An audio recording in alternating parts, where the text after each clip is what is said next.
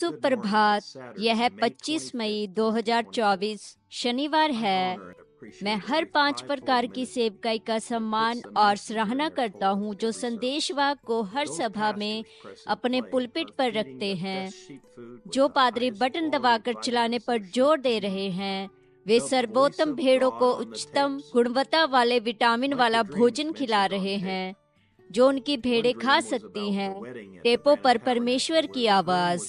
Tape पर वर्णित सपनों की तरह एक सपना ब्रहनम टैवर्निकल में शादी के बारे में था, जहां दूल्हा परिपूर्ण था लेकिन दुल्हन अभी तक परिपूर्ण नहीं थी, और इसने एक प्रचारक की पत्नी को परेशान कर दिया क्योंकि भाई नेविन चर्च में रात्रि भोज परोस रहे थे। लेकिन उसने कहा यह सबसे अच्छा भोजन था जो उसने कभी देखा था। उपदेशक की पत्नी बहुत भूखी थी, लेकिन उसने सोचा कि शायद सपने में भाई नेविल को इसकी सेवा नहीं करनी चाहिए। वह और उसका पति इतने परेशान थे कि उन्होंने बाहर निकलने और छोड़ने का फैसला किया।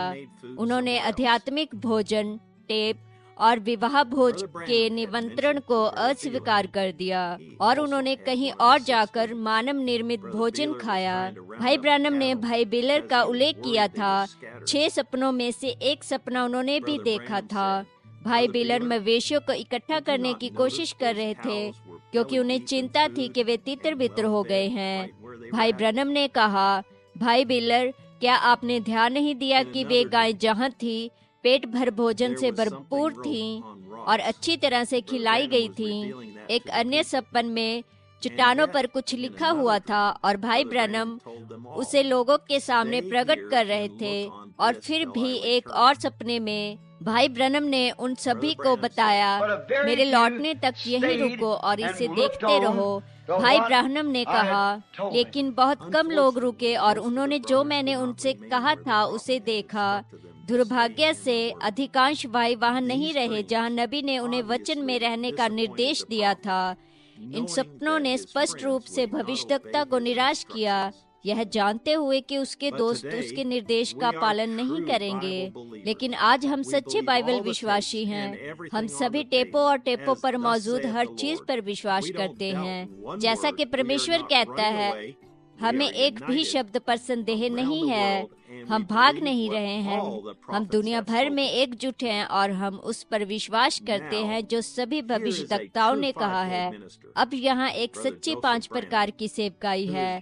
भाई जोसेफ ब्रैनम, जो आपको और मुझे सही जहाज पर चढ़ाने के लिए प्रोत्साहित करने की पूरी कोशिश कर रहे हैं। प्रिय नीनवे के यात्रियों, पिता, जहां आपका लोथ है, आपके उकाब वहां एक साथ एकत्र हो रहे हैं। आप हमें अपने दिव्य मन्ना को खिला रहे हैं। हमारे प्राणों के लिए वो देते हैं जिसकी हमें वास्तव में आवश्यकता है। हम आपके लिए प्यासे हैं पिता। हम आपके हाथों में हैं। हम आपकी आवाज सुनने के द्वारा आपकी उपस्थिति में पड़े हुए हैं, पक रहे हैं। दुल्हन को अवश्य ही अपने मनों को तैयार करना है और इसका सामना करना है। यह या तो सही है या गलत है। क्या आपकी प्रमाणित आवाज को सुनना ही आपकी दुल्हन के लिए सबसे महत्वपूर्ण चीज है या नहीं है? यदि यह सही है तो आइए इसे करें। अब और प्रतीक्षा ना करें। अभी पता लगाए कि सच्चाई क्या है और सही क्या है और इसके साथ बने रहें। हम जानते हैं कि यह सत्य है। हम जानते हैं कि यह आज के लिए आपका प्रदान किया गया मार्ग है। मुझे अवश्य ही चिल्लाकर कहना है, सिंह गर्जा, कौन ना डरेगा? परमेश्वर यहोवा बोला, कौन भविष्यवाणी ना करेगा? हम इसे वचन में देखते हैं। आपने इसकी प्रतिज्ञा की थी, कौन अपनी शांति बनाए रख सकता है और स्थिर रह सकता है? हम लोकप्रिय विचार को नहीं चाहते, हम सत्य को चाहते हैं। और हम नहीं चाहते हैं, हम नहीं चाहते, नहीं करना चाहते हैं। हम किसी भी चीज का सामना नहीं करना चाहते हैं, लेकिन परमेश्वर ने जो कहा है वह सत्य है। समय आ चुका है कि आपको यह तय करना होगा कि आप किस जहाज पर हैं।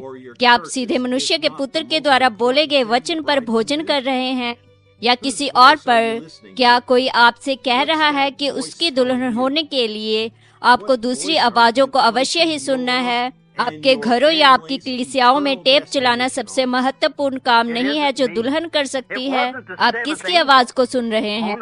वह आवाज आपको क्या बता रही है? आप अपने और अपने परिवार की अनंत मंजिल को किस आवाज पर रख रहे हैं? यह मैं नहीं हूँ, यह सातवां दूत नहीं है, ओह नहीं, यह मनुष्य के पुत्र का प्रकटीकरण था। यह दूत नहीं था, उसका संदेश। यह तो वो रहस्य था जिसे परमेश्वर ने खोल दिया था। यह कोई मनुष्य नहीं है, यह परमेश्वर है। दूत मनुष्य का पुत्र नहीं था, वह मनुष्य के पुत्र का संदेशवाहक था। मनुष्य का पुत्र मसीह है, वही वो एक है जिस पर आप भोज कर रहे हैं। आप किसी मनुष्य पर भोजन नहीं कर रहे हैं। एक मनुष्य, उसके शब्द विफल हो जाएंगे, लेकिन आप मनुष्य के पुत्र के अचूक देह वचन पर भोजन कर रहे हैं। ऐसी किसी भी आवाज को न सुने जो उस आवाज को, मनुष्य के पुत्र के अचूक देह वचन को आपके सामने पहले स्थान पर नहीं रखते हैं। वे प्रचार कर सकते हैं, शिक्षा दे सकते हैं, या वह सब कुछ कर सकते हैं जिसके लिए परमेश्वर ने उन्हें बुलाया है, लेकिन वे सबसे महत्वपूर्ण आवाज नहीं है जिसे आपको सुनना अवश्य है। यदि वे ऐसा विश्वास करते हैं तो जब आप एक साथ इकट्ठे होते हैं तो वे उस आवाज को चलाएंगे और आपसे कहेंगे, टेप पर जो यह आवाज है, यही सुनने के लिए सबसे महत्वपूर्ण आवाज है। यह और केवल यही। यहोवा यूं कहता है।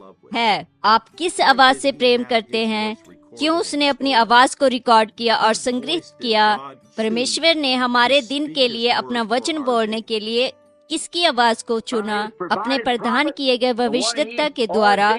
वो एक जिसे उसने वहाँ पर जाकर और उस संदेश को बताने के लिए नियुक्त किया था। अब ऐसा दिखाई दे रहा था कि वह एक और भविष्यद्वक्ता भेज सकता है, लेकिन उसने योना को नियुक्त किया, और यहाँ तक कि एलिया ने भी नहीं किया होगा, यिर्मयाह ने भी नहीं किया होगा, मूसा ने नहीं किया होगा। योना को नीनवे जाना था, इसमें बस यही सब था। उसने उसे आज्ञा दी और जाने को कहा, और जब वो कहता है वहाँ जाओ, योना नीनवे को जाओ, योना के अलावा कोई और ऐसा नहीं कर सकता। परमेश्वर ने हमें इस जीवन के लिए पहले से ही ठहराया है। यह आवाज हमसे अनंत जीवन के वचन को बोलती है। हमारे लिए यह परमेश्वर का प्रदान किया गया मार्ग है। यह हमारा जहाज है।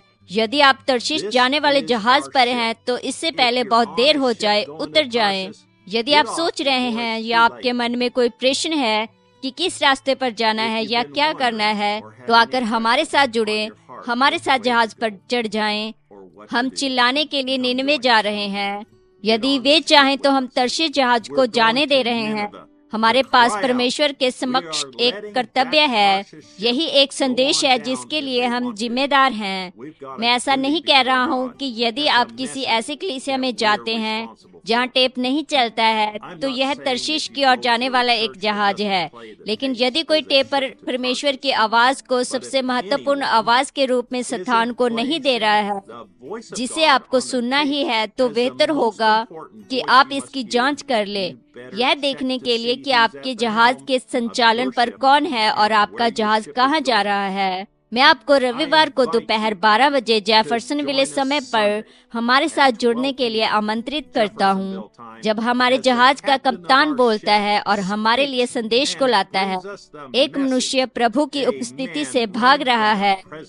650717। आइए अभी इस बेदारी को आरंभ करें। सही है, आप किसकी प्रतीक्षा कर रहे हैं? हमारा विश्वास है कि प्रभु का आगमन निकट है और उसके पास एक दुल्हन होगी और यह तैयार है। और हम नहीं चाहते कि किसी तर्शीश की ओर कोई जहाज चले। हम नीनवे की ओर जा रहे हैं। हम महिमा की ओर जा रहे हैं। आमीन, यही सही है। हम वहाँ जा रहे हैं जहाँ परमेश्वर आशीष को देगा, और यही है जो हम करना चाहते हैं। भाई जोसेफ ब्रानम। पढ़ने के लिए वचन योना अध्याय 1 आयत 1 से 3, मलाकी अध्याय 4, संत यूहन्ना अध्याय 14 आयत 12, लूका अध्याय 17 आयत 30। यह उकाब इकट्ठा हो रहे पत्र का समापन है। ब्रैनम टैबरनेकल में रविवार के उपदेश के लिए हमारी वेबसाइट और भाषाएं देखें।